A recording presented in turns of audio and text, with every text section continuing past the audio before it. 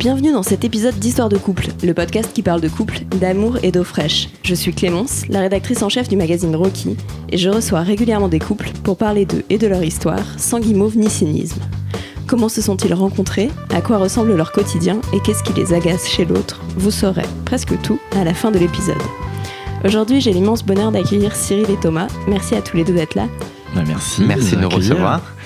Alors, certains auditeurs ou auditrices te connaissent peut-être déjà, Cyril, et peut-être toi aussi, Thomas, puisque Cyril, tu as participé à la dernière saison de Koh-Lanta et tu es allé assez loin dans l'aventure, mais on va en reparler. Et du coup, Thomas, toi, on t'a aussi vu faire une apparition dans cette saison-là. Exact. Et même le coup de téléphone aussi. Et le coup de téléphone, c'est vrai. Alors, on va en reparler, mais pour commencer, j'aurais aimé que vous vous présentiez tous les deux, ce que vous faites dans la vie, votre âge. Je commence. Alors, je suis Cyril, j'ai 38 ans, je suis designer à Paris. Voilà, j'ai un métier créatif et je vis la vie parisienne. Et moi, je suis Thomas, donc j'ai 34 ans, bientôt 35. Je travaille dans la communication, dans le secteur de la santé, et donc je vis avec Cyril à Paris aussi. Est-ce que vous pouvez me raconter, parce que je ne sais pas, comment vous vous êtes rencontrés tous les deux? Alors je vais commencer. On s'est rencontrés, c'était une rencontre 2.0, parce que c'était sur les réseaux, c'est même pas des réseaux sociaux, c'est des réseaux de rencontres. Je crois que c'est assez courant maintenant. Et donc, vous n'êtes pas les premiers. Non, pas les premiers. Mais c'était pas très romantique, notre première rencontre. La première rencontre n'était pas très romantique. On s'est rencontrés, on a couché ensemble. Vous étiez ni l'un ni l'autre dans l'optique d'avoir une relation suivie ou pas du tout. Dans quel état d'esprit vous étiez? Pas à ce moment-là, parce qu'on ne s'est pas revus pendant un an. Ouais. Je te laisse raconter la suite. Non, c'est vrai qu'on on est arrivé par ce biais-là et on n'a pas repris contact après. Et au fur, je sais pas, un an après, on a commencé à se reparler peut-être sur le même réseau, à se dire qu'il fallait qu'on se revoie, pourquoi pas. Et c'était l'idée, mais moi je suis parti à New York et je me suis fait agresser aux États-Unis. J'ai vécu un traumatisme un peu grave, que j'ai failli en mourir, donc c'était un peu grave, on peut le dire. Et c'est vrai que quand je suis revenu à Paris, j'étais plus du tout dans une optique de rencontre de quoi que ce soit, et ça m'intéressait pas du tout. Au contraire, j'avais besoin de me reconstruire, de me sentir bien. Et du coup, pour moi, rencontrer quelqu'un, c'était plus une option, en tout cas pas à ce moment-là de ma vie. Et moi j'ai eu l'impression que Thomas insistait vraiment pour qu'on se revoie, et finalement j'ai un peu cédé. Je me suis dit tu t'es laissé convaincre. Finalement il a des arguments, allons-y. Et moi je savais rien de tout ça à ce moment-là, de tout ce qui s'était passé. À New York, tu veux dire? Ouais. Ah, tu lui as pas raconté? Je te l'ai pas raconté. Quand on s'est revus. Quand on s'est revus, c'est tout. J'ai peut-être éludé parce que j'en parlais à mon cercle proche, mais pas forcément à un garçon que je contactais comme ça sur des réseaux. Et c'est vrai que j'étais moi en reconstruction et j'étais pas du tout dans une optique de voir des gens. Et finalement, je me suis laissé porter un petit peu par la chose. Et je l'ai pas harcelé, je tiens à le préciser. Alors vas-y, raconte ta version, Thomas. Qu'est-ce que tu lui as dit pour le convaincre de vous revoir? Moi, je connaissais pas encore l'histoire de New York, donc simplement on s'était effectivement chopé une première fois sur les réseaux, et après on se donnait pas plus de nouvelles que ça. On se croisait quand même de temps en temps en soirée ou c'est peut-être ça d'ailleurs qui avait ramené un petit peu les textos, parce qu'on s'était croisés. Ouais. Et des fois, on s'envoyait quelques messages par-ci par-là. Et puis, oui, c'est vrai, à un moment donné, j'ai peut-être été un petit peu plus insistant par message, et on a fini par réussir à se revoir. Et c'est à partir de ce moment-là il s'est après construit quelque chose derrière. Mais la toute première fois, c'est vrai que c'était, comme on peut dire chez nous, un one-shot. Voilà. Donc c'est pas très glamour, mais ça se passe parfois comme ça. Et c'est bien de le dire, parce que c'est chouette de voir des histoires qui n'étaient pas forcément parties pour durer. Voilà. Mais c'est exactement ça, c'est-à-dire que c'est la sensation que j'ai, c'est je me dis que l'amour peut arriver partout, parce que on peut se dire je vais juste profiter un petit peu d'un bon moment, de m'amuser, et finalement tu commences à rencontrer la personne, la connaître, et puis la découvrir, et puis finalement ça crée une relation, puis nous, il s'est créé une vraie osmose et un amour, donc ça peut partir de rien. Et même si on n'est pas prêt personnellement, finalement il y a pas de loi en fait. Parce que quand tu dis quand on n'est pas prêt, quand vous êtes revus, toi Cyril, t'étais toujours un peu dans l'optique bon ok, on va boire un verre, discuter, mais non, mais j'étais même pas dans on discutait pas. Non, on va juste se revoir. Ok. On se revoyait, et puis moi j'étais vraiment j'étais en reconstruction, j'avais perdu beaucoup de poids, j'étais faible physiquement, j'ai mis quand même plus d'1 an à m'en remettre de cette agression, donc parce que tu t'en parlais sur ton compte Instagram, je crois, c'est où t'as été dans le coma, c'est ça pendant... Oui, voilà, je me suis fait agresser par un gang aux États-Unis qui c'est une initiation de gang en fait qui prend le premier venu, donc il n'y a vraiment aucune interaction avec la personne, pour le tabasser normalement à mort. Moi je vous dois la vie à un passant qui a appelé la police et qui a réussi à faire fuir finalement mes agresseurs, sinon je serais toujours sur le carreau. Ils m'ont récupéré et j'étais dans le coma pendant une journée, ils m'ont opéré directement. J'avais un hématome sous-dural, ce qui veut dire que c'est un hématome qui compresse le cerveau et qui, s'il n'est pas pris à temps, soit peut te tuer, te rendre être paralysé. Tout est une question de timing. Et moi, j'ai eu un très bon timing puisque je suis là et que je peux vous parler. Okay. Et mon autre bon timing, c'était Thomas, finalement. Donc vous vous revoyez. Après, c'est peut-être aussi parce que j'étais là justement à ce moment-là qui était forcément un moment de fragilité pour lui, où j'étais là présent, que ça a peut-être derrière aussi accroché quelque chose et que ça a pu se faire par la suite. Oui, ça a sûrement déclenché quelque chose, c'est vrai. Ouais. D'avoir un soutien qui venait d'ailleurs que de mes proches, de ma famille, et qui m'apportait autre chose de nouveau et peut-être dont j'avais besoin à ce moment-là. Ouais. Toi, Thomas, ça t'a touché quand Cyril t'a raconté ce qui lui était arrivé? Qu'est-ce que t'as ressenti? Est-ce que tu t'es dit oula, ça a l'air d'être une période compliquée pour lui, comment je peux l'aider? Quand on s'est revus, ça commençait à aller mieux, même si physiquement on voyait bien qu'il s'était passé quelque chose et ça interpelle toujours. Après, oui, j'ai eu envie tout naturellement d'être là en fait à ce moment-là, mais en même temps je me mettais pas la pression en me disant il va mal, il faut que je sois là, parce qu'on se connaissait à la rigueur pas plus que ça, mais je pense que ça a participé à construire notre histoire au départ, et que ça a été un moment fort effectivement, et pour lui et pour moi, et que ça a permis de nous construire une histoire en fait.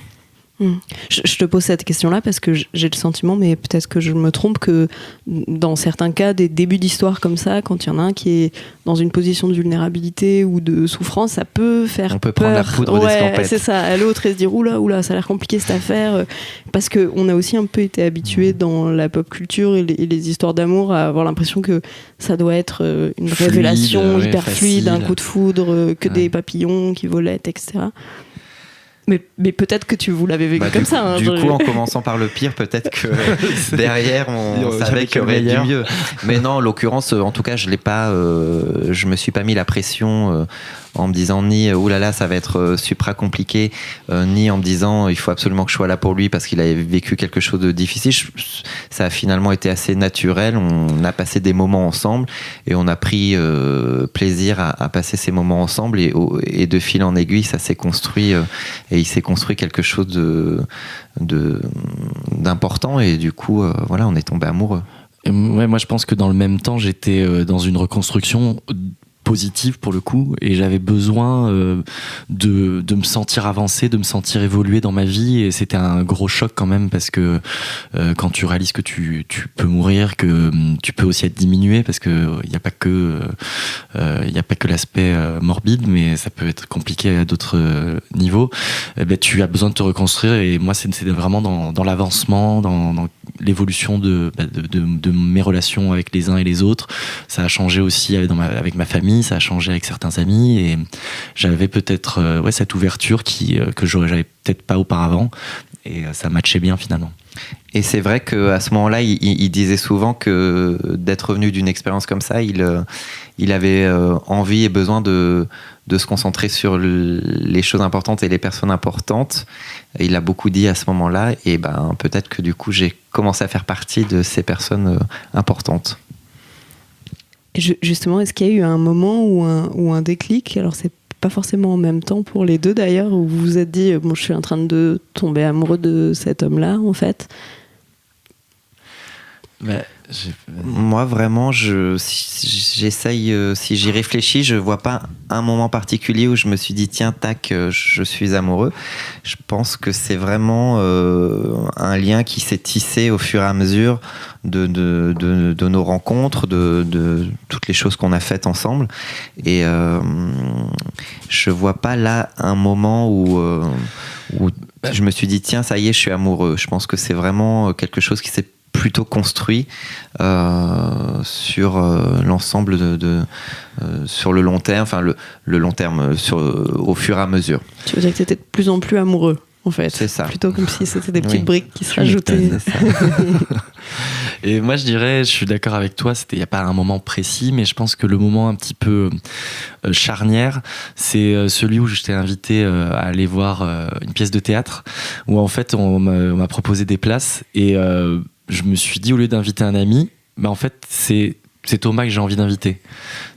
Alors qu'auparavant, c'était pas ça nos termes de relation, et je me suis dit, ce moment-là, c'est lui que j'ai envie de voir et d'avoir avec moi cette soirée. Donc, et après, qui a donné des rendez-vous, des dîners, des rencontres avec des amis, qui installe en fait une relation de couple. Est-ce que vous vous êtes défini comme un couple à ce moment-là? Est-ce qu'il y a eu une discussion là-dessus? Je crois que non, on s'est jamais posé la question en fait. Entre nous, je crois qu'on s'est jamais trop posé la question. Je crois qu'on se définit surtout par rapport aux autres, et que donc c'est quand on commence à se présenter aux autres et à présenter son compagnon aux autres que fatalement on commence à se présenter soi-même comme couple. C'est la société qui nous dit qu'on est en couple. Mais après, nous, entre nous, on n'a pas vraiment eu besoin de se mettre cette définition tout de suite, en tout cas. Donc non. Même jamais, j'ai envie de dire. Je pense qu'on le vit, on n'a pas besoin de normer notre relation, quoi. Entre vous n'êtes pas posé pour vous dire est-ce qu'on est un couple ou pas. Vous avez pris la relation comme elle venait. Voilà, c'est ça. Et on n'a pas signé de papier. Au jour le jour. Okay. Et alors justement, vis-à-vis des autres, vous aviez des cercles d'amis différents. Comment est-ce que vous les avez intégrés ou pas? Comment est-ce que vous avez présenté l'autre? Cyril est un oiseau très sociable, donc il a un cercle d'amis assez important, étendu, amis, connaissances. Et alors que moi, je serais plutôt quelqu'un avec un petit cercle d'amis fidèles et que je vois où je navigue toujours entre les mêmes personnes. Donc du coup, c'est plutôt Cyril qui m'a beaucoup présenté à ses amis, à son cercle, et moi qui suis allé dans son cercle. Je l'ai beaucoup sorti. Que l'inverse. Et c'est vrai. Moi, je suis quelqu'un de plus casanier qui ne l'est, et du coup, ça a un peu consisté à ça, c'est-à-dire qu'il me sortait vraiment. Pas que, mais c'est vrai que du coup, j'ai connu très rapidement ton cercle. Toi, je pense que tu connais pas encore tous mes amis, mais. Parce qu'il y en a beaucoup. Le cercle d'amis est trop vaste. J'aime les gens. Je connais les plus importants. Oui, bien sûr. Ok. Et justement, alors c'est une question que j'aime bien poser au couple, mais comment est-ce que vos proches parlent de votre couple, à votre avis? Comment est-ce qu'ils vous voient aujourd'hui? Parce que, alors, oui, on n'a pas du tout donné de temporalité depuis le début de l'épisode, mais en gros... ça fait un peu plus de 4 ans qu'on se connaît et 3 ans, un peu plus de 3 ans qu'on est en couple. Ok. Ça marche. Et donc, du coup, comment vos proches, vos amis, vos familles, à votre avis, voient votre couple ? Comment ils en parlent ? Moi, j'ai envie de parler d'un ami en particulier qui est le meilleur ami de Cyril et qui est devenu du coup un très très bon ami à moi aussi, Ben. Et c'est surtout par lui qu'on a des échos de notre relation. Donc il nous trouve absolument adorables et tout ça, mais en même temps, quand on lui demande, il nous précise aussi que ça lui donne pas du tout envie de se mettre en couple quand il nous voit. Et pourquoi ? Pourquoi il dit ça ? Je pense qu'on est très taquin, on rigole beaucoup, Thomas a beaucoup d'humour et je pense que ça plaît quand on est en société, parce que c'est vrai qu'on a une relation très dans la rigolade, très franche et très drôle, et après des fois un peu trop franche peut-être aussi. on se mâche pas nos mots, donc on peut tout se dire et on le prend bien, ça va. Ouais, je me tourne vers Thomas pour vérifier. Tu es d'accord avec ce que Cyril dit ? Rien à ajouter. Okay. Non, après, peut-être que en société, quand un couple... j'ai pas l'impression que ce soit tellement le cas avec nous, mais ça peut être aussi envahissant que d'avoir 2 personnes qui s'entendent très bien ou qui se disputent d'ailleurs en public, ce qui est pas tout... nous, on se chamaille beaucoup, mais on se dispute pas énormément. Voilà. Mais par contre, ça peut être en public, effectivement. Les chamailleries, mais c'est vrai qu'on aime, on va pas se cacher non plus, on aime bien faire le show, donc on aime bien faire rire les gens, donc ça fait partie aussi de ce qu'on propose en fait à notre public d'amis. Et justement, ces chamailleries, vous avez des exemples de ce que c'est quand tu dis on mâche pas nos mots, c'est quoi ? C'est se vanner, Ouais, c'est plus se vanner parce que on en a un petit peu reparlé justement en préparant un tout petit peu notre venue ici, et en cherchant bien, c'est vrai qu'on s'est très rarement fortement disputé ou engueuler. Donc on se chamaille beaucoup, on discute beaucoup de choses, beaucoup de petits points, soit du quotidien, des petites choses, quoi, le travail, le quotidien, la maison, mais c'est pas des grosses engueulades. Et puis on arrive toujours à revenir avec un petit sourire, une petite expression ça dure jamais qui fait longtemps, en fait. On n'est pas du tout rancuniers, ni l'un ni l'autre, et du coup ça dure vraiment pas longtemps. Mais Thomas m'interviewe souvent avec des micros fictifs. C'est très bizarre. Mais pourquoi ? C'est la question que je me pose depuis 3 ans. C'est vrai. Alors ? Je ne peux pas l'expliquer, mais...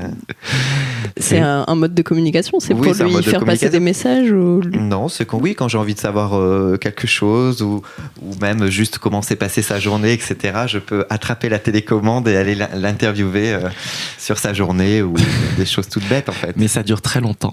C'est très long. Est-ce que c'était une préparation pour Koh-Lanta ? En fait, je me pose la question. Peut-être qu'il voulait que je sois fin prêt. Non, mais il y a beaucoup de jeux entre nous. On est, je crois, tous les deux des grands enfants. Oui. Et du coup, la communication passe beaucoup comme ça par un... Je sais pas si c'est le bon terme, mais le jeu et la dimension ludique. Voilà, c'est ça. Alors des fois, je pense que quand on est un peu fatigué ou qu'il y en a un qui est très énergique et l'autre l'est pas du tout au même moment, ça peut agacer aussi. Mais la plupart du temps, ça se passe plutôt pas mal. Ouais, c'est hyper intéressant parce que ça, c'est un truc qui me fascine dans les couples, à quel point il y a un genre de langage commun, presque secret, fait de mélange de références et de blagues qui ont tellement dérivé au fil du temps qu'on se rappelle même plus de la première blague, mais ça donne un truc à la fin. Mais c'est exactement ça, parce qu'il y a des, en fait, tu sais plus d'où est parti qui est l'œuf ou la poule. Par exemple, Thomas nomme tous nos objets. C'est-à-dire qu'on a des noms pour... Et je les connais tous, évidemment. Donc genre les coussins du canapé, la télécommande, les plaids, on des noms. Mais comme tu dis, c'est des choses assez secrètes et assez intimes. Et moi, lui, il en parle souvent. Et en fait, je pense surtout au contexte de Koh-Lanta où, par exemple, je lui fais aussi des petites danses, danse de la victoire, danse de la joie. Et il a montré tout ça dans l'émission lors du tournage. Et du coup, c'est vrai que pour moi, c'est des choses qui sont vraiment du domaine de l'intime. Et j'ai vraiment du mal à en parler en dehors de chez nous, alors qu'il en parle beaucoup plus librement que moi. Parce que je trouve ça très drôle et très mignon, donc et je trouve ça hyper charmant quand il m'invente des petits animaux qui viennent sauter sur le lit. Ça, je pense qu'on a au moins 7 chats à la maison, mais alors qu'on n'en a pas, mais c'est des chats fictifs. Parfait pour les personnes allergiques, n'hésitez pas. C'est hyper pratique. Bon, alors on va parler de Koh-Lanta, mais juste avant, j'aimerais bien qu'on parle justement de la vie de couple. Là, vous vivez ensemble depuis plus de 2 ans. Un peu plus de 2 ans, ok. Comment ça se passe ? Ça se passe avec des hauts et des bas, comme pour tout le monde, j'imagine. Alors, ce qui est un peu... moi, c'est moi qui me suis installé chez lui. Moi, je vivais en coloc à l'époque. Et au bout d'un moment, j'ai passé de plus en plus de temps chez lui, qui est maintenant chez nous. Donc, je crois que c'est pas pareil que d'aller s'installer chez son mec ou chez sa meuf que de prendre un appartement à 2. Donc, nous, on en est encore à cette étape-là où, bon. Donc, du coup, ça crée des petites frictions au quotidien, mais qui sont pas insurmontables non plus. En plus de ça, on vit dans des appartements parisiens, donc forcément petite surface, avec toutes les petites contrariétés qui vont avec. Mais je crois qu'on a plutôt pas mal réussi ce défi-là. Et en plus de ça, on est tous les deux assez occupés. On fait plein de choses. Cyril du water-polo, il sort pas mal, il voit pas mal ses amis. Moi, je fais pas mal de sport aussi. Donc, on est vraiment, l'appartement, c'est l'endroit où on se retrouve le soir, et c'est pas non plus un endroit où on passe toute notre journée, quoi. Donc, vous travaillez pas de la maison, ni l'un ni l'autre. Non, non. Enfin, à part ponctuellement. Ok. Non, pas pour l'instant. Un maison bureau. Même si on crée beaucoup de choses. Ouais. Ok.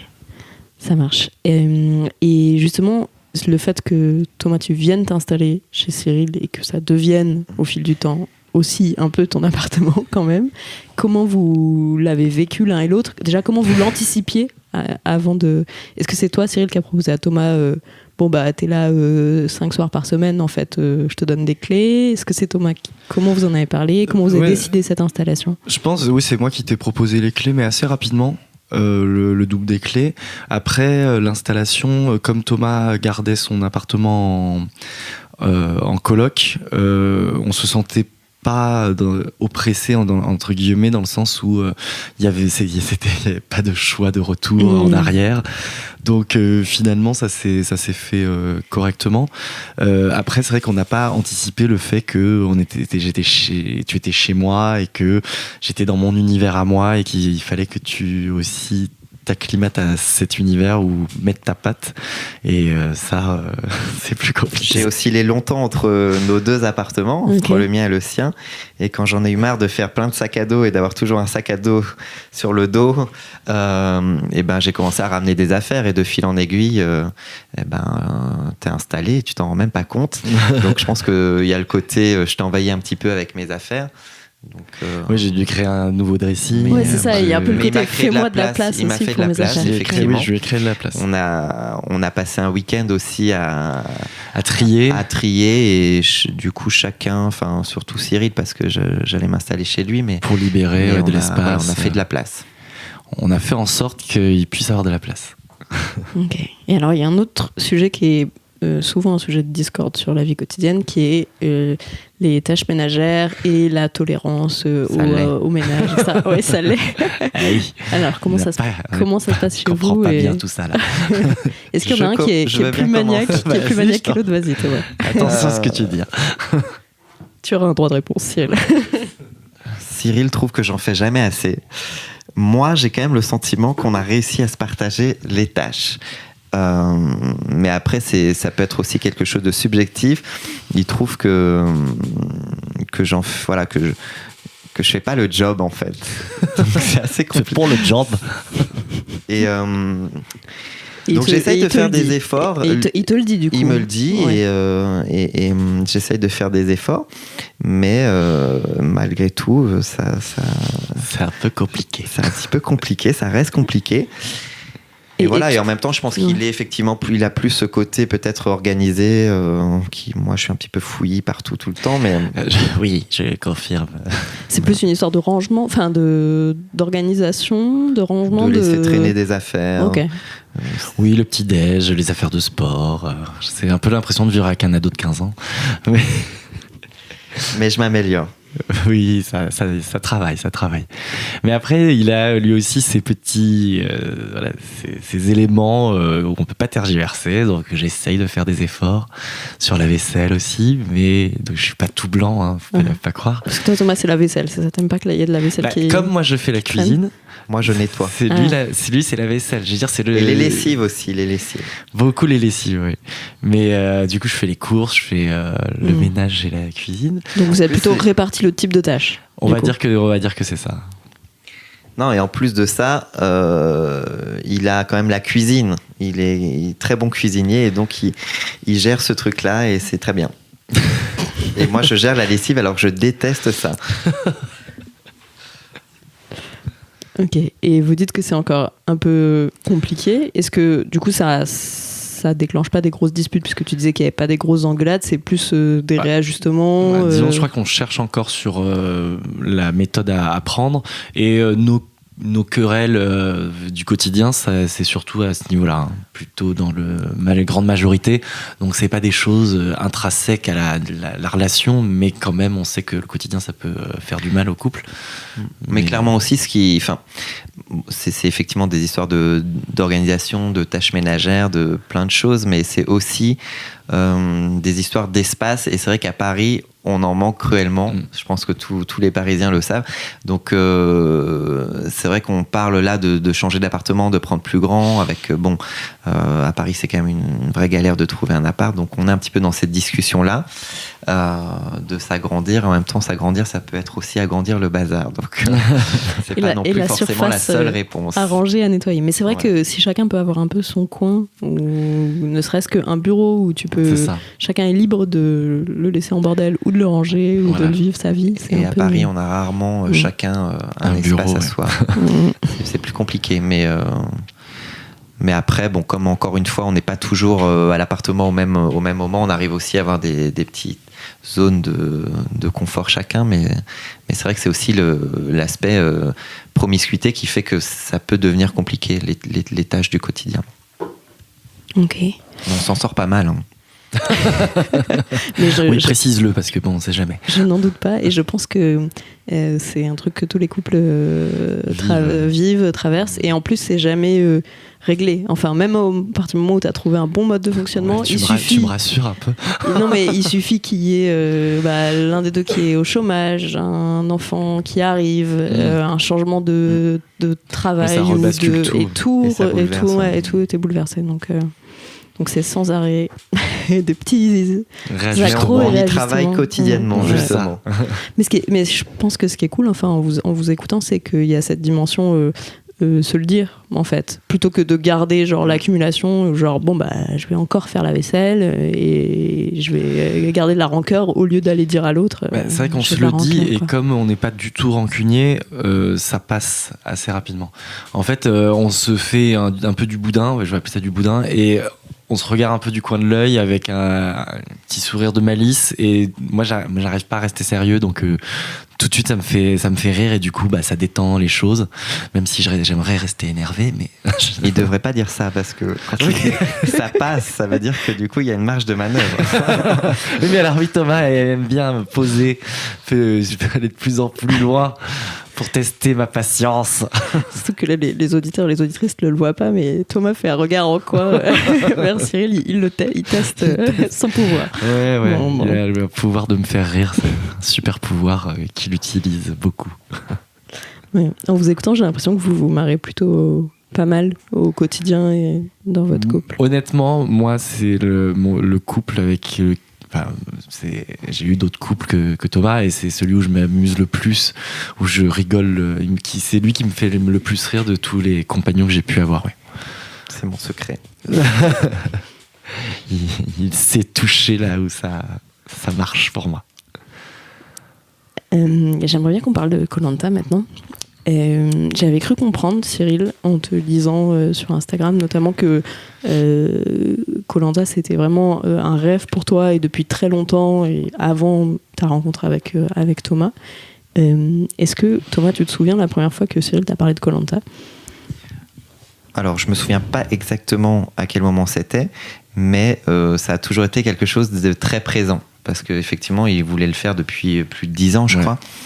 Et donc, dès que on a commencé à évoluer ensemble, j'ai su qu'il y avait cette envie-là.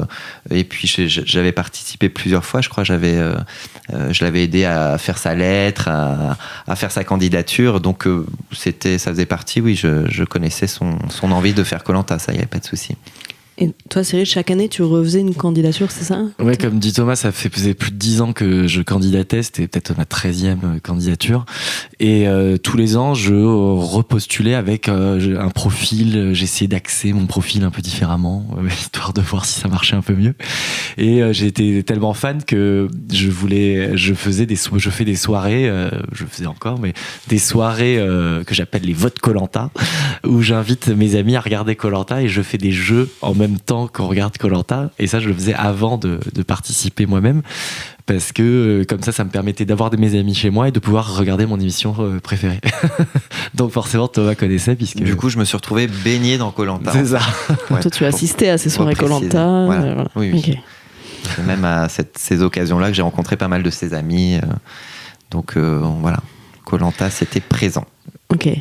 Et est-ce que tu te disais que ça pouvait arriver mais c'est ça le un truc, jour, en ou fait, est-ce que ça restait un truc très virtuel? Alors très honnêtement, je me disais bien que ça pouvait arriver effectivement, parce que je trouvais quand même, et notamment cette année où ça a fonctionné, que le profil était vachement intéressant. Et en plus de ça, c'est vrai que contrairement à d'autres chaînes, TF1 ne s'était pas vraiment encore illustré en mettant en avant des couples gays. Donc je trouvais que même sur ce qu'ils pouvaient proposer, c'était vachement intéressant. Donc après, sans doute qu'il y en avait d'autres dans les candidatures, mais je me disais oui, pourquoi pas. En tout cas, je l'ai pas finalement aidé à faire ses candidatures, et aussi pour cette année-là accepté d'apparaître dedans, en me disant de toute façon ça marchera pas. Non, je me disais bien que ça pouvait fonctionner. Ouais. Okay. Et toi, Cyril, qu'est-ce qui t'a attiré dans Koh-Lanta ? Pourquoi c'était un rêve comme ça depuis 10 ans ? Moi, je sais pas, je crois que ça représente tout ce que j'ai pu. Ce qui m'excite en fait dans la vie, c'est le jeu déjà. Il y a le côté sportif, le côté aventure, le côté humain, et ouais, tout est relié en une seule partie. Et ça aurait été non télévisuel, je l'aurais fait quand même, quoi. C'était vraiment l'excitation du défi personnel et du dépassement de soi qui m'attirait depuis tant d'années. Et puis moi, je suis vraiment un joueur, donc c'était vraiment une grosse satisfaction de pouvoir participer. Ouais. Ok. Et justement, cette dimension télévisuelle, le côté médiatisation, toi tu dis Thomas, j'ai accepté d'apparaître. Est-ce que vous en aviez discuté ensemble ? Est-ce que c'était quelque chose qui vous faisait peur ou... Alors, c'est vrai que comme dit Thomas, on l'a toujours dans le coin de la tête que ça peut marcher, mais le casting déjà est tellement long et j'ai tellement eu de refus que en fait, ça nous est un peu tombé dessus aussi. Ouais, et puis je crois qu'entre la candidature où on accepte d'apparaître et puis le tournage, en fait, ça se passe en 2 temps. C'est-à-dire qu'il y a toute la partie qui n'est pas encore médiatisée, où il y a le tournage, il y a la candidature encore en amont. Et puis, il y a vraiment le moment de la diffusion où alors, là, on commence à se rendre compte de l'ampleur et où on se dit que peut-être on n'a pas pensé à tout. On prend conscience de l'impact que ça a dans la vie quotidienne. Voilà. Ok, ouais, je vois ce que tu veux dire. Le côté, ok, on fait la candidature, on fait le tournage, ça n'a l'air de rien, comme la diffusion est dans plusieurs mois, absolument. En fait... Ouais, ça veut rien dire finalement. Même si lui est venu sur place, c'est un voyage qu'on lui paye. Il n'a pas conscience en fait de ce qui va arriver par derrière. Mais même moi non plus, parce que j'ai pas l'image que je vois à la télé. C'est pas ce que j'avais en tête en fait quand je l'ai vécu. Alors ça retranscrit très bien l'aventure, mais en même temps, moi j'ai des émotions beaucoup plus intimes et personnelles où je vois pas les mêmes choses que le téléspectateur non plus. Donc c'est deux visions. Moi, j'ai commencé à me rendre compte de ce que ça représentait au moment où justement je suis allé là-bas pour le rejoindre sur le jeu. Avant ça, on est tellement coupé en fait, on n'a pas de nouvelles. Le Koh-Lanta, ça existe pour lui, mais ça n'existe pas pour les autres, en fait, puisque le jeu n'a pas encore débuté à la télé. Donc, l'aspect médiatique, j'y ai vraiment pas songé avant de me retrouver face à leur caméra sur l'île. Hein. Donc...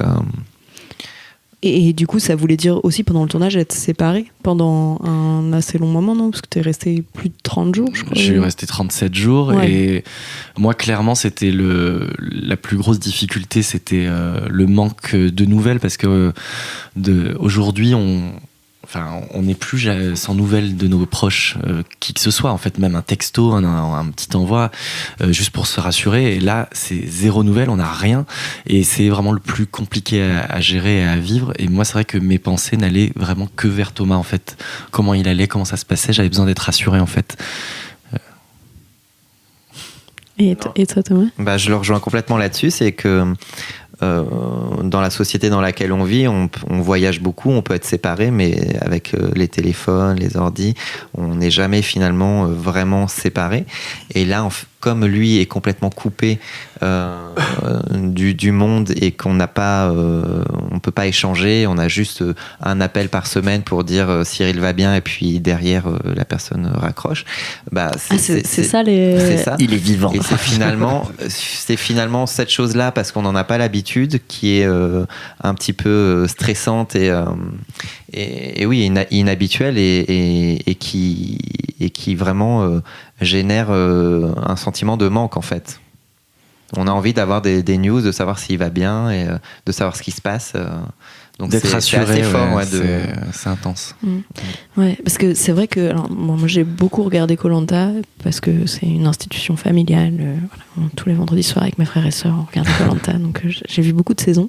Et c'est vrai qu'on voit beaucoup cet aspect du point de vue des candidats. On entend les candidats dire que c'est dur, que leur famille leur manque, etc. Mais on n'entend pas du tout, et en fait j'y avais jamais réfléchi, jamais à l'autre côté, le côté des familles qui en fait sont là, laisse, ouais. un grand silence, parce que nous on voit les candidats à l'écran, mais c'est des mois après, et du coup on est là en mode ça va, ils vont bien, on les voit semaine après semaine. La différence c'est que nous on continue notre petite vie, donc à fréquenter les gens qu'on fréquente, à aller au travail, etc. Qu'on a ce petit appel une fois par semaine pour dire Cyril va bien, mais c'est vrai que le sentiment de manque est finalement sans doute réciproque à ce qu'ils vivent en étant isolés sur leur île. Ouais.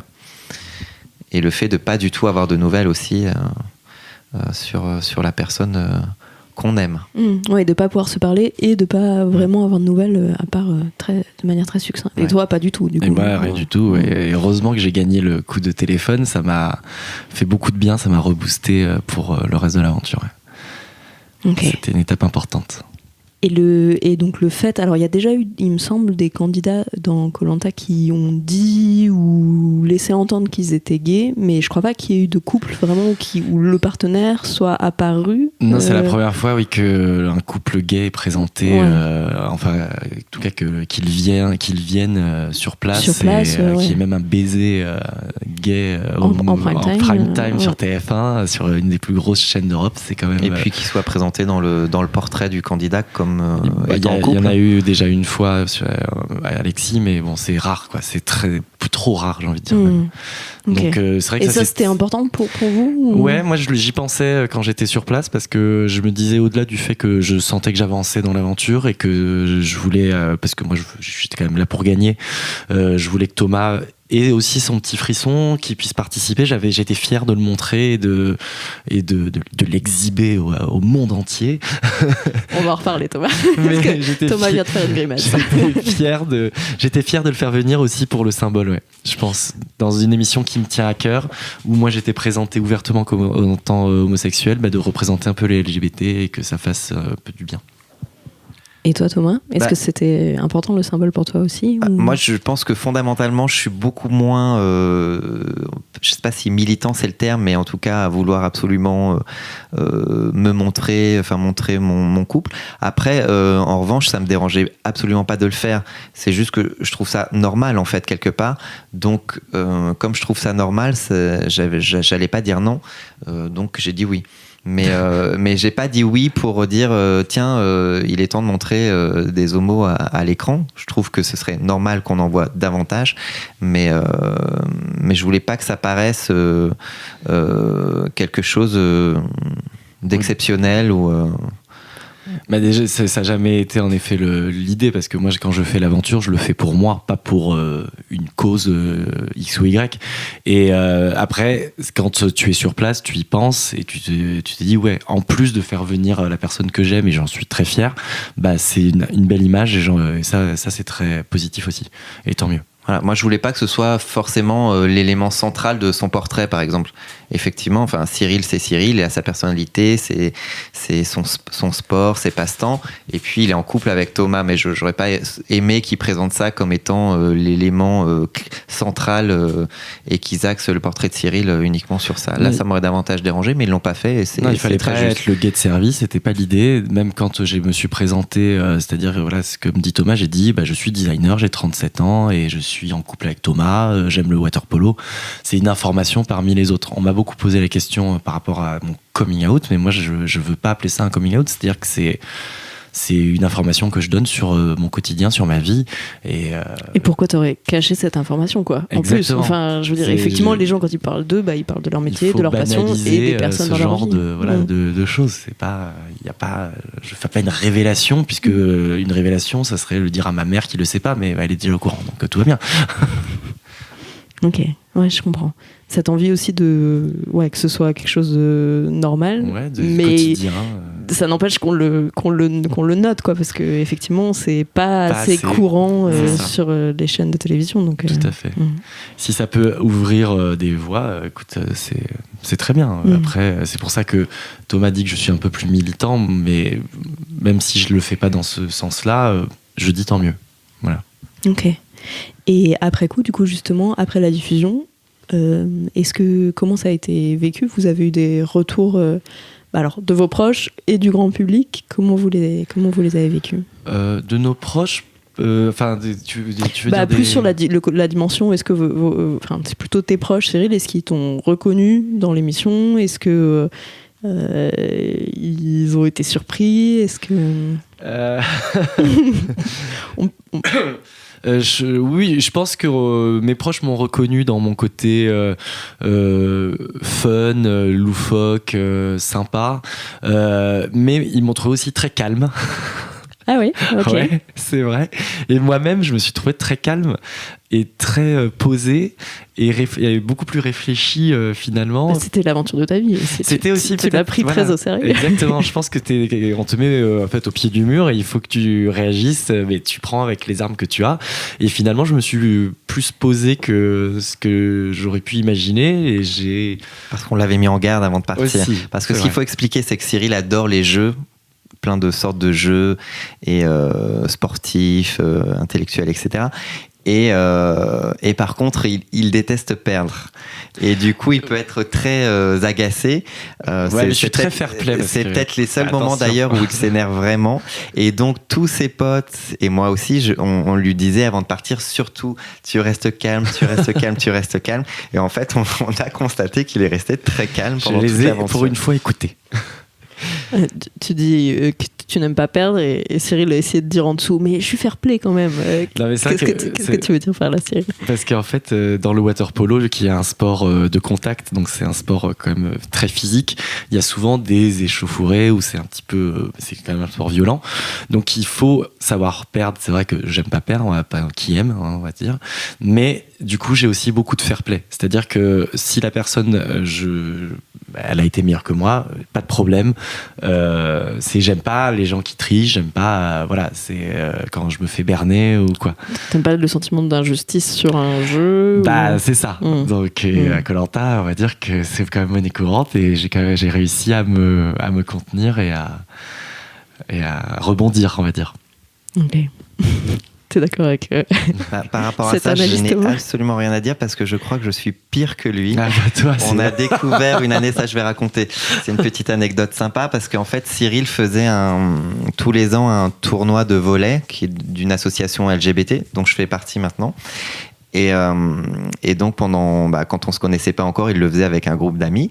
Et il y a 3 ans, j'ai intégré cette équipe. Et en Quelle fait, idée. avant que j'arrive, c'était lui le râleur de l'équipe, celui qui gueulait sur tout le monde. Et en fait, l'année où j'ai participé, c'est moi. Ah, j'étais calme. Il est apparu comme quelqu'un de très calme parce Mais que oui. j'étais pire que lui. Parce que Donc, peut-être que sur quand il y a pire que moi, mais justement, je dis, ils font le job. Sur Moi, l'aspect je déteste perdre, là je pense qu'on se rejoint complètement. Ouais, un bon point commun. Ah bon, Du coup, les gens ne pouvaient plus nous supporter Non, sur cette c'est ça. journée de Ah tournoi. non, bah non, parce que moi, ils se sont dit, Cyril est très calme, c'est super, ça fait du bien. Ok. Et alors du coup les retours du grand public du coup après la diffusion, parce que donc vous disiez avant la médiatisation on n'avait pas forcément conscience de tout ce que ça allait impliquer. Comment vous l'avez vécu? Qu'est-ce que ça a impliqué? Alors, moi personnellement, je suis resté assez à distance des retours qui, je pense, pour la plupart ont été plutôt très positifs avec des gens plutôt très sympa. Plutôt sur les réseaux sociaux? Sur les réseaux ouais. sociaux, il y a eu quand même quelques petites choses à noter, homophobes. C'est plus toi, Cyril. Moi, j'en ai eu sur mon Instagram, mais comme j'y vais pas beaucoup, je les ai vus que 6 mois plus tard et d'autres personnes s'étaient chargées de répondre. Donc, j'ai juste lu ça genre 3 mois plus tard.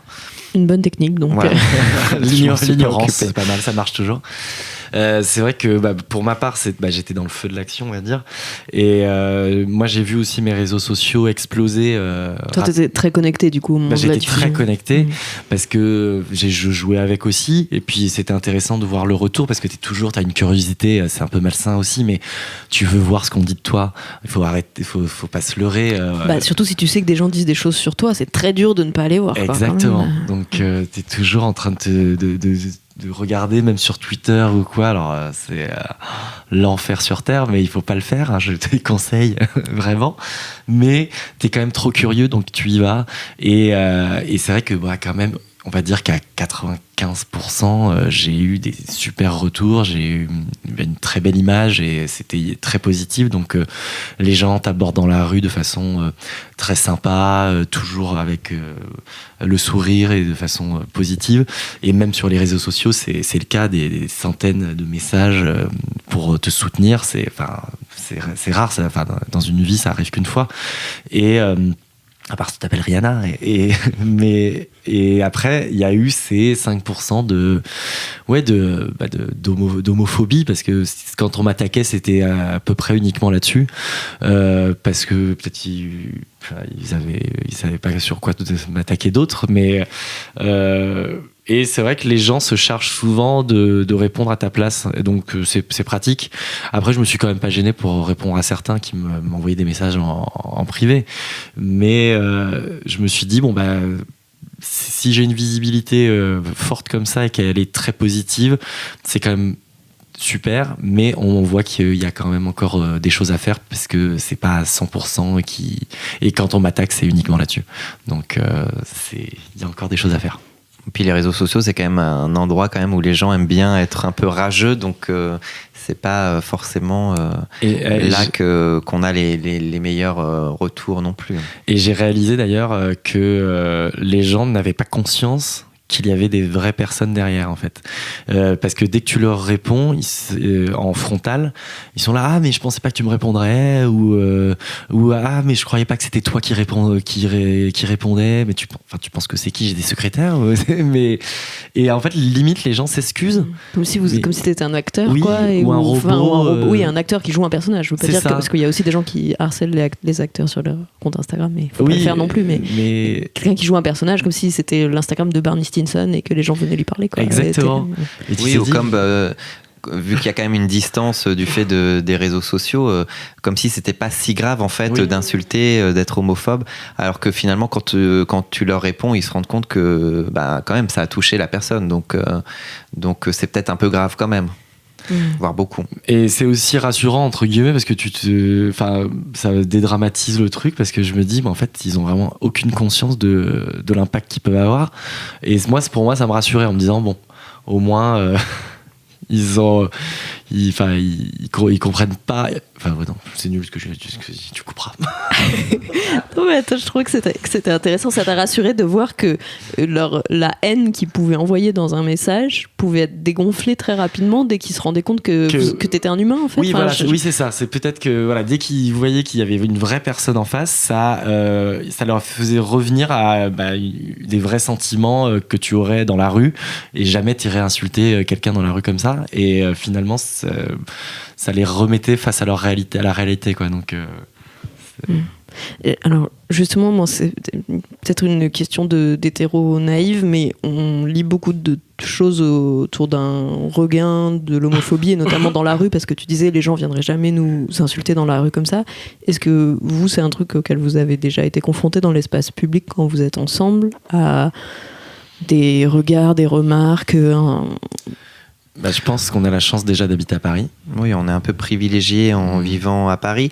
J'imagine maintenant, je crois que ça peut aussi arriver à Paris. Hein, c'est pas propre à la province mais effectivement, on reste toujours. Moi personnellement, je reste toujours un petit peu vigilant quand je rentre tard parce que j'ai ça aussi en tête que ça arrive. Après, je pense que Thomas est plus vigilant que moi. Ouais. Moi, je fais moins attention. C'est d'ailleurs quelque chose que je reproche assez régulièrement, c'est que je trouve qu'il fait pas assez attention par rapport à cette notion-là. Il l'a pas en tête, et pourtant il s'est déjà fait pour le coup agresser méchamment. Alors que oui, mais ça n'avait rien à voir avec quelque chose d'homophobe. Ça a à voir avec la violence. Oui, mais bon, là on parlait d'un rapport plutôt par rapport à notre sexualité, à comment on présente notre couple. Moi, c'est vrai que dans la rue, après, je suis pas du style à tenir la main parce que c'est ça qu'il faut dire aussi, c'est que nous, non pas qu'on se force à pas le faire, mais on n'est pas hyper démonstratif à partir du moment où on quitte notre appartement mais ça, je pense, c'est dans nos natures, c'est pas un truc sur lequel on se force. Après, à pas faire ou quoi. Après, quand on se revoit dans la rue, on se fait un smack. C'est aussi une histoire de nature, mais moi je souhaiterais que les gens qui aient envie de le faire puissent le faire tranquillement sans se faire agresser. C'est ça aussi qu'il faut dire. Nous on le fait pas, non pas par peur de se faire agresser, mais parce que ça nous correspond. En revanche, il faudrait que ceux qui souhaitent le faire puissent le faire. Et tu dis quand même que toi t'as toujours un peu ça en tête dans un coin de ton cerveau, de si on rentre tard. Ouais. Okay. Oui, parce que pendant un temps, je travaillais dans un bar de nuit et donc je rentrais tard et j'ai vu pas mal de choses dans la rue. Et je sais que c'est toujours des moments où, quand on rentre de soirée, on n'est pas super vigilant et où il peut quand même se passer des choses pas très sympas. Donc, personnellement, j'y fais attention. Ok. Et tu disais que Cyril ne faisait pas assez attention. C'est un truc qui te fait peur parfois. Enfin, c'est un... Ouais, j'y pense pas non plus tous les jours, mais effectivement, je trouve qu'il y a un petit manque de vigilance par rapport à mon regard à moi sur ça, ouais. Parce que Cyril, il est souvent avec ses amis complètement sans se rendre compte que à un moment donné il va les quitter puis il va rentrer tout seul, voilà. Et donc à la rigueur c'est même pas forcément par rapport à l'homosexualité, c'est tout simplement d'avoir par rapport aussi au fait de tomber sur les mauvaises personnes au mauvais moment, ça peut arriver. Moi je pense que même si je me suis fait agresser pour le coup aux États-Unis, je suis pas du tout dans cette optique-là en fait. Je réfléchis pas en amont et peut-être je vois venir les choses, je vis plus simplement quoi. En fait, je me prends moins la tête. Ouais. Et c'est ce qui montre aussi que tu as peut-être digéré ce truc-là parce que tu aurais pu développer du stress post-traumatique ou des inquiétudes ou des angoisses par rapport à ça. Complètement, on m'avait dit, parce que j'avais été suivi quand même après cette aventure, mes aventures, que en fait il y avait deux types de personnalités qui rejaillissaient par rapport à ça. C'est soit les gens ont un regain d'énergie et de dynamisme, ont conscience de la chance qu'ils ont en fait de ce qu'ils ont par rapport à ce qu'ils ont vécu, ou alors il y a des gens qui s'apitoient sur leur sort et qui tombent aussi dans des dépressions en se disant pourquoi ça m'est arrivé à moi, pourquoi, comment. Et moi, en fait, j'en ai même jamais voulu à mes agresseurs. J'ai voulu avancer. Il fallait surtout avancer. Il fallait aller au-delà. Il fallait, rebondir parce que tu pouvais pas stagner. C'était pas possible. Rebondir, c'était aussi arrêter de penser à ce genre de choses quand tu sors et aller de l'avant. Du coup, c'est peut-être moi, dans le cadre du couple, qui ai développé des phobies à sa place. C'est ça, c'est par Roland. Oui, comme Mais c'est votre aussi ça, histoire un a couple, démarré hein. à ce moment-là. Oui, c'est prendre les phobies de l'autre et c'est névrose. C'est ça. C'est les vases communicants. Et ben alors, très bonne transition que tu m'offres, Thomas, parce que je voulais vous demander, selon vous, est-ce que l'autre vous a changé depuis du coup 4 ans que vous vous connaissez maintenant? Qu'est-ce que vous êtes apporté l'un à l'autre? Je pense que fatalement, dans le cadre d'un couple, on évolue, on change. Je ne sais pas si on change véritablement de personnalité. Je crois que c'est même pas souhaitable du coup, mais en tout cas, on évolue sur des choses effectivement. Surtout, on apprend. On se construit à deux, là où avant on se construisait tout seul. Et je crois qu'il ne faut pas oublier de continuer de se construire tout seul, mais qu'il faut aussi mettre des choses pour se construire à deux. Donc forcément, ça demande d'évoluer, de changer, de faire des compromis aussi, mais aussi de rester soi-même et un peu libre de son côté, quoi. Je pense que oui, c'est ça. Nous, on s'est laissé nos libertés et avec ça nous a apporté une sérénité, je pense aussi dans notre relation, beaucoup de confiance.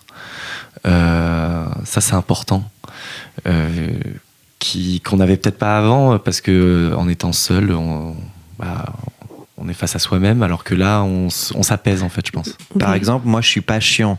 J'aime moins sortir que lui, qui aime sortir beaucoup. Ton côté plus casanier. Voilà. Ouais. Et du coup, je l'embête pas pour qu'il sorte avec ses amis quand il veut.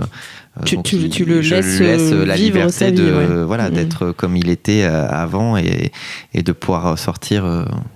Et lui, parfois, sans doute, fait des efforts pour rester avec moi. Ouais, je passe des soirées beaucoup plus calmes. C'est la première fois de ma vie que je regarde des DVD sans faire quelque chose en même temps. Non, les DVD, ça n'existe plus. Non, oui. Netflix. Quand on regarde, attends, on va être moderne. Fais comme si t'étais moderne. C'est quand on regardait Netflix sans. TikTok maintenant. Oui, alors non, on n'est pas assez moderne. Mais il est plus âgé que moi. Hein. Et oh, calme-toi. Du coup, j'ai l'impression, en t'écoutant Cyril, qu'il y a ce côté peut-être apaisement que Thomas a pu t'apporter. Et ce que tu disais sur la confiance, je trouve ça hyper beau, parce que l'idée que le couple peut te permettre à chacun de prendre confiance en lui, c'est une belle... c'est une bonne idée. Pour moi, c'est vraiment l'intérêt du couple, c'est aussi retrouver ton alter ego qui va t'apporter peut-être les pièces du puzzle qui te manquaient et t'apaiser. Voilà, moi c'est aussi ça que j'ai trouvé dans Thomas, quoi. C'est une petite pièce de puzzle et en plus c'est un jeu, donc ça marche bien. Toujours le côté ludique. Le côté ludique, c'est important. Ouais, avec créatif et ludique. On est toujours dans le jeu. Oui, Okay. C'est vrai. Souvent. Il y a un truc aussi qui évolue pas mal en général, parce que c'était toi, Thomas, qui disais qu'au fil d'une relation, on évoluait individuellement et à deux. Moi, il y a une question que je pose toujours aux couples que j'invite dans le podcast, c'est la question de la sexualité, de leur rapport à la sexualité, de comment elle a évolué, comment ce rapport a évolué depuis qu'ils sont ensemble. C'est une question vaste et ouverte. Oui, très large. Nous, on s'est rencontrés sur la sexualité, donc En plus, on donc va c'est dire qu'au intéressant. départ, c'était plutôt sur les chapeaux de roue. On a commencé très fort, on va dire, donc forcément ça ne pouvait qu'aller en Et puis en c'est se vrai, calmant, et tant mieux. et c'est vrai que au fur et à mesure qu'il se tisse des choses entre la sexualité, peut-être que c'est un peu moins, mais ou différemment en tout cas. Différemment, et puis beaucoup plus de tendresse du coup qui est apportée à la relation au final. Et est-ce que ça s'est fait de manière fluide, ou est-ce qu'il y a eu des moments où ça a créé des questions chez l'un ou chez l'autre, de se dire tiens, c'est bizarre, j'ai l'impression qu'on est peut-être moins on s'est quand même passionné, questionné, ou... on s'est questionné. On l'a posé une ou deux fois, à savoir si c'était un problème ou pas, et on s'est dit que ça l'était pas. Donc ça a continué avec un rythme peut-être moins effréné, mais en tout cas sans que ce soit, tant que c'est un problème? Ouais, non, c'est pas tant un problème que ça, et c'est pas quelque chose qui revient dans nos conversations ni de disputes, même si on l'a peut-être tous dans un coin de la tête en se disant on pourrait peut-être le faire un peu plus, mais c'est pas un truc qui fait souffrir l'un ou l'autre, c'est plus un questionnement qui reste un peu plus global, ouais. Ok. C'est ça. Ok, ça marche. Mais on peut en parler. Oui, est-ce que vous en parlez facilement, librement, sans que ce soit problématique. Oui, on n'est pas très tabou là-dessus, puisque vu la manière dont on s'est rencontrés. Oui, c'est vrai. Ça pourrait le devenir. Ça pourrait le devenir si justement le côté tendresse et sentiment. Si t'es une personne qui déconnecte vachement les deux, le fait de les reconnecter, ça peut créer des tabous sur l'un ou sur. Mais ok. Super intéressant. Ça fait presque 1 heure qu'on discute ensemble, donc on arrive bientôt à la fin de l'épisode. Il y a 2 questions que j'aime bien poser à la fin. La première question, c'est qu'est-ce qu'on peut vous souhaiter pour la suite? Quels sont vos projets ensemble? Alors les projets, on en a beaucoup, mais je pense que notre projet le plus présent à l'heure actuelle, c'est avoir un enfant ensemble. Donc c'est fonder, même si on est déjà une petite famille, fonder une famille plus large.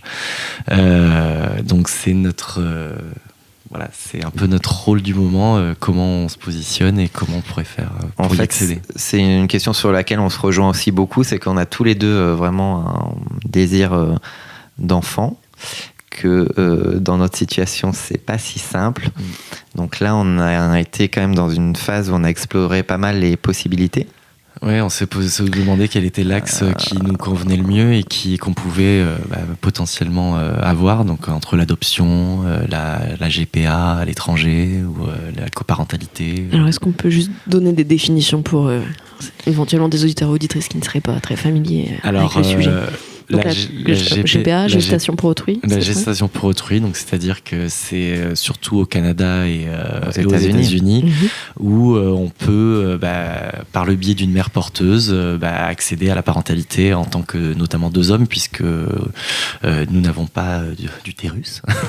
Et du coup, la GPA en France n'est pas autorisée, mais par contre, aux États-Unis et au Canada, c'est tout à fait légal. Voilà. Et il y a un acte de naissance après, disant que vous êtes les parents de cet enfant. Exactement. Et d'ailleurs, on peut aussi préciser que c'est pas forcément l'option qui nous correspond le mieux. Okay. On l'a abordé, on l'a évoqué, mais c'était pas forcément celle pour qui on se ressemblait, enfin qui nous ressemblait le plus, ou en tout cas où on se retrouvait. Et je précise juste du coup pour les auditeurs et auditrices qu'on a un épisode d'Histoire de Daron avec 2 darons qui ont fait une GPA au Canada, je crois, qui viennent en parler à Fabrice. Donc je mettrai le lien dans la description pour ceux qui veulent en savoir plus. Très bien. Mais donc, on va l'écouter nous aussi parce que ça nous intéresse. Ça nous intéresse beaucoup. C'est vraiment c'est vrai qu'on se rend des réflexions du moment en fait.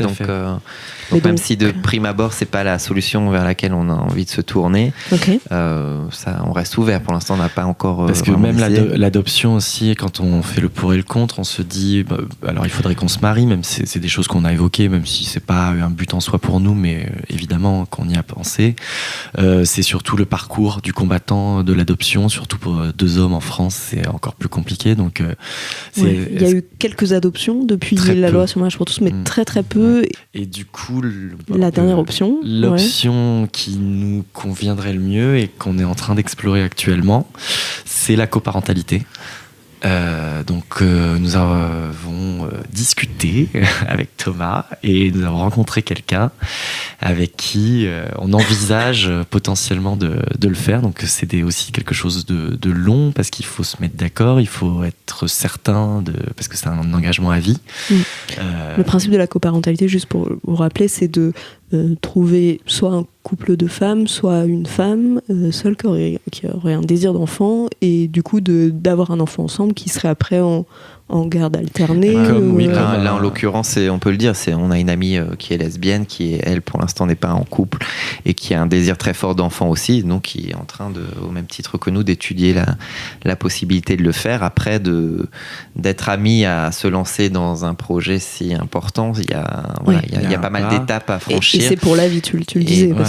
Et après, le centre LGBT propose des chartes de coparentalité où ce sont des choses qui sont uniquement, c'est de l'oral, parce qu'il n'y a rien de concret au niveau juridique, mais qui peuvent poser les bases, encadrer un petit peu les étapes de cette coparentalité qui est en fait en somme une famille nucléaire, comme on en voit beaucoup, comme des parents divorcés qui ont une garde alternée. C'est ni plus ni moins dans l'état d'esprit, et sauf que là ça se fait en bonne intelligence, donc c'est encore plus facile, on va dire. Et sauf qu'il y a cette dimension légale qui fait que pour l'instant c'est pas possible d'avoir d'avoir plus de 2 personnes sur un acte de naissance et d'avoir l'autorité parentale quand on est 3 ou 4.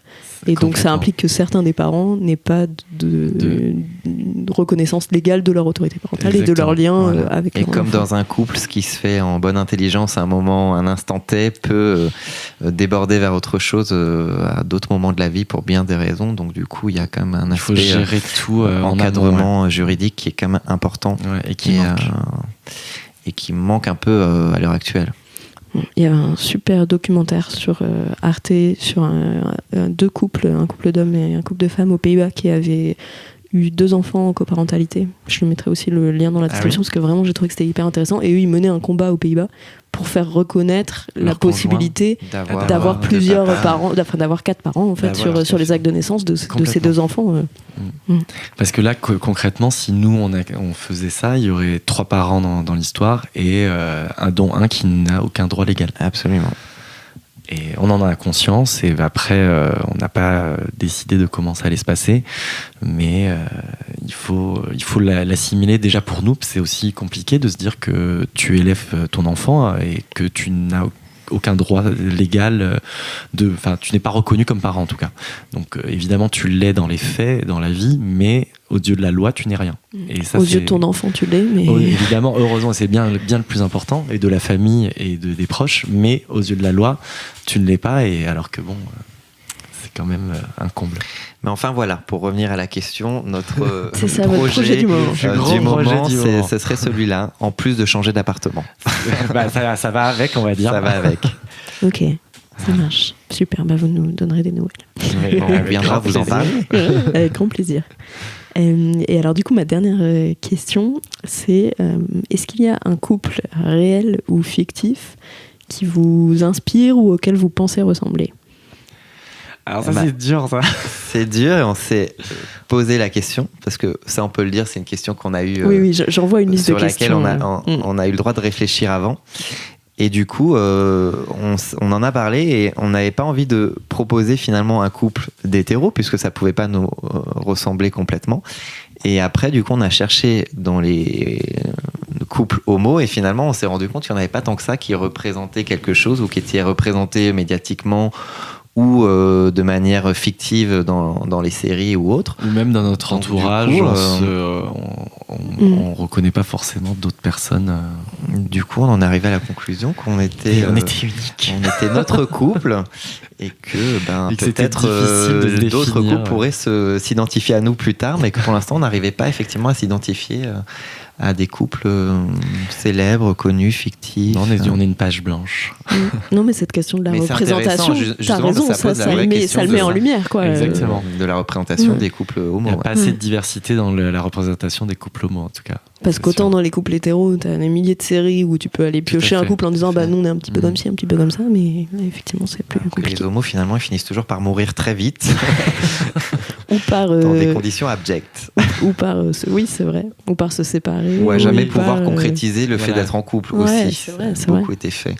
Donc parce que j'allais citer les crevettes pailletées du coup qui qui est un film qui m'a beaucoup touchée personnellement, mais même dedans je cherchais, j'étais là, mais en fait il n'y a pas de couple où ils sont heureux et tout. Il y a les couples des de parents, mais les couples des deux pères finalement il choisit son couple plutôt que les potes. Mais nous on n'a pas pu choisir ce couple là non plus parce qu'on n'a pas encore réussi à concrétiser le projet d'enfant. Et voilà, on vous met des bâtons dans les roues, pas de représentation, difficulté à accéder à la parentalité. C'est ça. Mais en revanche c'est un film qu'on aime bien aussi et qui est directement inspiré de l'équipe de water-polo de Cyril. Ok. Ah oui, c'est ça. C'est une vraie équipe qui a inspiré c'est mon équipe de water-polo et le réalisateur est un des joueurs, un ami et un des joueurs de mon équipe de water-polo. Cédric Le Gallo. Exact. Super. Bah pareil, je mettrai un lien dans la description parce Mademoiselle était partenaire du film à sa sortie. Donc on en a pas mal parlé sur le site. On attend le 2 que Cédric est en train d'écrire. Ah, trop bien. Bon, ben on a hâte. Merci à tous les deux d'être venus. Avec grand plaisir, merci beaucoup. Ouais, c'était super. Pareil. Tout pareil. Merci à toi d'avoir écouté cet épisode d'Histoire de couple. S'il t'a plu ou fait réfléchir, n'hésite pas à en parler autour de toi et à lui mettre plein d'étoiles sur ton appli de podcast préféré. C'est ce qui permettra au reste du monde de le découvrir. Pour ne rater aucun des contenus du magazine Rocky, le mieux c'est encore de t'abonner à notre incroyable, que dis-je, exceptionnelle newsletter. Je te mets le lien dans la description de l'épisode.